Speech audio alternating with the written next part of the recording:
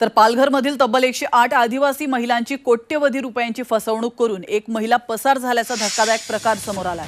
पालघरच्या मनोर परिसरातील अशिक्षित अत्यल्प शिक्षित अशा 108 आदिवासी महिलांच्या नावे बचत गट तयार करण्यात आला आणि या बचत गटाद्वारे बँकांमधून तब्बल 1.25 कोटी रुपयांचं कर्ज घेऊन ही महिला पसार झाली आहे। तर कर्जाची परतफेड होत नसल्यानं बँक कर्मचाऱ्यांनी या आदिवासी महिलांच्या घरी तगादा सुरू केलाय। यामुळे आता अडचणीमध्ये सापडलेल्या महिलांनी पालघर पोलीस अधीक्षकांकडे तक्रार दिली असून पोलीस तपास सुरू आहे।